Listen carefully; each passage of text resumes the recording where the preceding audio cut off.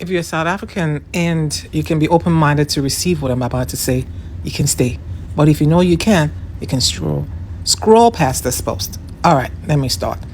I visited South Africa a couple of years back, and I've always known the xenophobic side of majority of South Africans, especially when it comes to how they relate with the other African brothers and sisters. They don't see us as that anyway. I remember going into a store in Stanton Mall, and I wanted to buy jewelry from a gold store. So I got to the entrance, me and my friend, and they had a security man, a South African, standing at the door. When I indicated that I wanted to come in, he just looked me up and down like, are you for real? What would you be able to afford in this store? Big mistake. Big. At the end of the day, I'm a Nigerian. I ain't gonna take that kind of crap from a South African. Hell no. Are you for real? I need you to open this door because I want to come in. I guess his boss, a white woman, and then all the sales girls inside were all white girls. He was the only black person in the store at the time. I think she must have said, open the door, because I saw him look like someone called him and then opened the door. And then I stepped in. I looked him up and down like, who the hell are you to stop me from coming in? And then I walked in.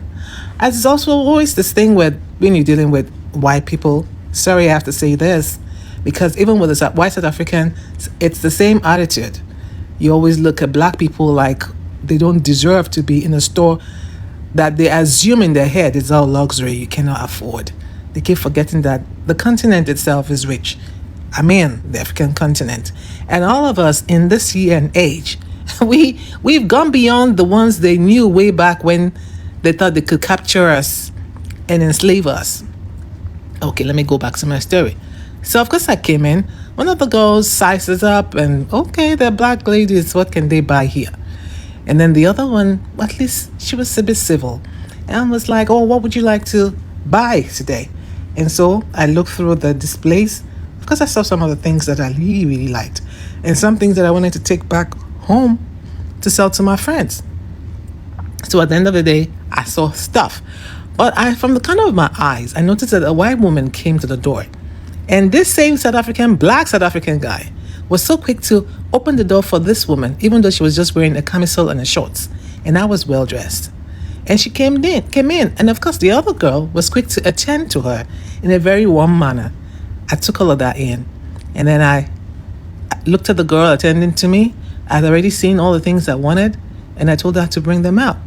So, to her own surprise, she was shocked when I said, oh, I need 5 of this. I need 4 of this. Can I have this number? And I guess in her head, she was calculating her commission for the day. And I could see the transformation in her face that this is the day the Lord has made for her, because she was looking really good at this point. So we picked out all the things I wanted to buy. And it was in the thousands of what I wanted to buy. And her boss apparently was watching all of this from into the cubicle office where she was. And then she stepped out. So when she stepped out, she came to us. It was like very warm. Oh, hi, how are you? And all of that. The formalities you get from someone who wants to know you better. And so the next question took me by surprise. So she asked me, I know you're African, but I really want to know what part of Africa you guys are from. And I'm like, no, I'm African and that should be enough. She said, no. I said, why? She said to me, because I know one country that have people who will never be underestimated. They have a confidence about them, and I see it in you. I want you to tell me the country, but I think I can guess. So I said, okay, maybe you should guess, and if you're wrong, I'll let you know. So she said, oh, you must be a Nigerian. And I said, spot on. And I said, why? She said, because I see Nigerians come into the store and shop. And I've also seen Nigerians not take crap from people. They would put you in your place. And I just saw you do that with the security man. So I said to her, he's black and he should know better. But I also have to tell you that he was rude to a customer who's about to spend money in this store that will be used to pay his salary. So the onus is on you to correct what he just did. And so she called him and spoke to him in Afrikaans.